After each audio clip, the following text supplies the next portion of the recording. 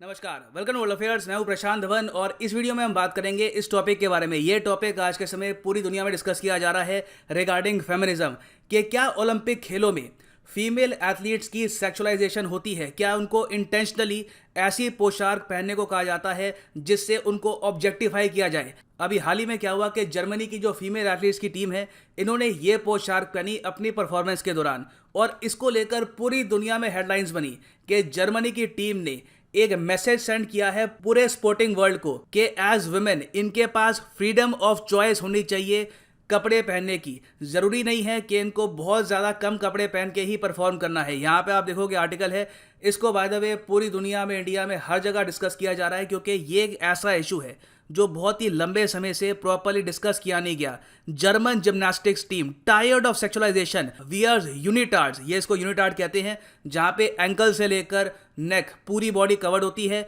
In Tokyo Olympics. ना हो सकता है कि यहाँ पे आपका क्वेश्चन आए, मगर इसमें डिफरेंस क्या है?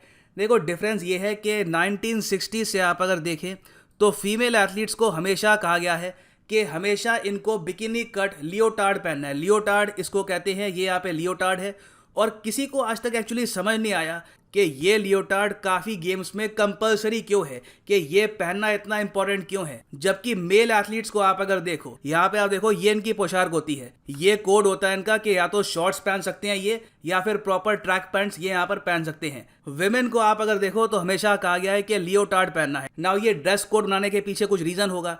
देखिए, रीज़न काफ़ी इंटरनेशनल स्पोर्ट्स अथॉरिटीज़ ये देती है कि इससे फीमेल एथलीट्स प्रॉपरली मूव कर पाती है, मगर ये रीज़न बहुत सी फीमेल एथलीट्स को ही समझ में नहीं आया क्योंकि उन्होंने ये कहा है कि ऐसा कुछ नहीं है कि लियोटार्ड पहन के ही ये प्रॉपरली मूव कर पाती है।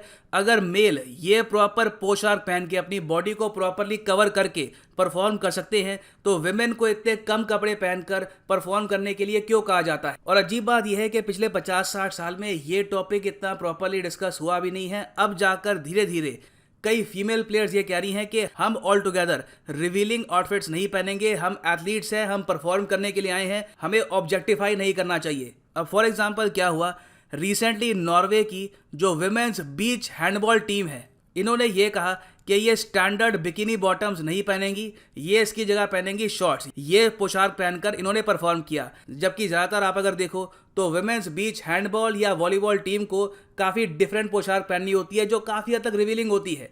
नॉर्वे की महिलाओं ने यहाँ पर यह कहा कि हम कंफर्टेबल नहीं हैं वो पोशाक पहनने में और हमको समझ नहीं आता कि हमको वो पोशाक पहनने की ज़रूरत क्या है, जबकि जो मेल एथलीट्स हैं वो प्रॉपर शॉर्ट्स के साथ खेलते हैं जो उनके नीज तक आती है प्रॉपरली। ना सबसे अजीब बात यहाँ पर यह हुई कि इंटरनेशनल हैंडबॉल फेडरेशन ने यहाँ पर यह कह दिया कि नॉर्वे की टीम ने यहाँ पे कानून तोड़ा है और इस वजह से इन पर पेनल्टी लगेगी। जो पोशाक इनको पहननी चाहिए थी, जो बहुत ज़्यादा छोटी पोशाक होती है, अगर वो नहीं पहनेंगे तो 150 यूरो पर प्लेयर का इन पर फाइन लगेगा।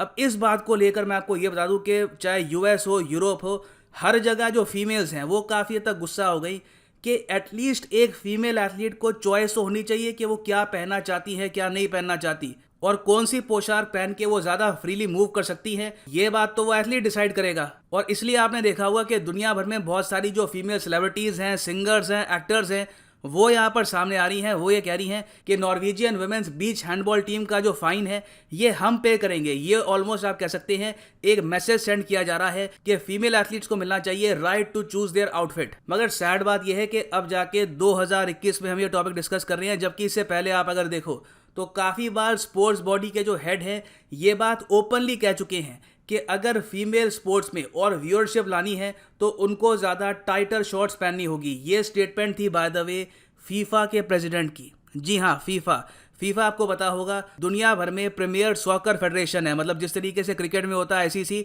उसी तरीके से सॉकर में होता है फीफा। तो फीफा के जो प्रेसिडेंट है सेप ब्लैटर, इन्होंने ये बात कह दी थी कि देखिए विमेन फुटबॉल में अभी के लिए अटेंडेंस इसलिए कम है क्योंकि इनकी पोशाक ऐसी नहीं है जैसे कि वॉलीबॉल प्लेयर्स की होती है। अगर वुमेन फुटबॉलर्स टाइटर शॉर्ट्स पहनती हैं तो इनको ज़्यादा स्पॉन्सर्स मिल सकते हैं। ये इतनी ज़्यादा मैं कहूँगा सेक्सिस्ट कमेंट थी। सेक्सिस्ट मतलब कि लिंग भेदभाव करने वाली कमेंट थी कि कई लोगों ने इनकी आलोचना करी, मगर फिर भी इनकी आलोचना उतनी नहीं हुई जितनी होनी चाहिए थी। मैं सोच रहा था कि अगर ऐसी स्टेटमेंट साउथ एशिया में, इंडिया, पाकिस्तान, बांग्लादेश में यहाँ पे कोई स्पोर्ट्स फेडरेशन का प्रेसिडेंट देता तो कितनी आलोचना होती है, उनको कहा जाता है कि आपका माइंडसेट बैकवर्ड है या फिर आप वुमेन को ऑब्जेक्टिफाई कर रहे हैं। मगर पता नहीं क्यों यूएस और यूरोप में ये चीज़ बहुत ही लंबे समय से हो रही है और अब जाकर लोग इसके अगेंस्ट आवाज़ उठा रहे हैं। नाउ अब आपका क्वेश्चन होगा कि नॉर्वेजियन हैंडबॉल टीम की तरह क्या जर्मन एथलीट्स पर भी फाइन लगेगा यहाँ पर ये अपनी बॉडी को प्रॉपरली कवर करने के लिए?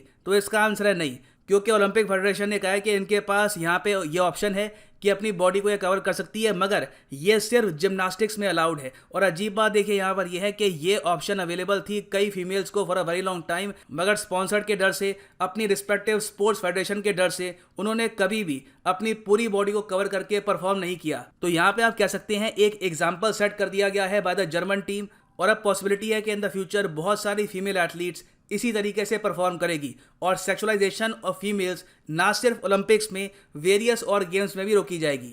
और फाइनली मैं आपको यहाँ पर यही बता दूं कि 1 अगस्त 2021 से अनअकैडमी के कोर्सेज के प्राइसेस बढ़ने वाले हैं। आपको सिंपली यहाँ पर जाना है कमेंट सेक्शन में, यहाँ पर जो लिंक है यूपीएससी जीएस आइकॉनिक, इस पर क्लिक कर लो और यहाँ पे आप परचेज कर सकते हैं दी आइकॉनिक पैक। इसमें आपको क्या होगा कि यूपीएससी प्रीलिम्स, मेंस और ऑप्शनल तीनों की तैयारी प्रॉपर्ली कराई जाएगी और यूनिक आइकॉनिक पैक आपको मिलेगा, जिसमें आपको मिलता है एक मेंटर जो इंश्योर करेगा कि आप प्रॉपर्ली इस कोर्स को फॉलो करें। आप अगर देखें तो अनअकैडमी अकेला प्लेटफॉर्म है जो एक मेंटर के साथ एक कोर्स सेल करता है, जो इंश्योर करेगा कि आप प्रॉपर्ली ये कोर्स फॉलो करें। जो 24 मंथ का कोर्स है ये पर मंथ आपको पड़ेगा 4,906 रुपीज़ का, मगर ये प्राइस कभी भी पे मत कर देना। यूज़ करो यहाँ पे promo code PD10 and the prices will fall. So use the code PD10 and save money. By the way ये जो कोर्सेज हैं जिसमें आप प्रीलिम्स, मेंस, ऑप्शनल तीनों की तैयारी इकट्ठा कर सकते हैं, ये कोर्सेज आप अगर परचेज करने जाओगे सेपरेटली तो ये आपको काफ़ी महंगे भी पड़ेंगे। ऑलरेडी आपको डिस्काउंट मिल रहा है कॉम्बो का, and then you can get additional discount by using the code PD10। So इसी नोट के साथ ये है वीडियो का अंत। Thank you for listening and as always God bless you all.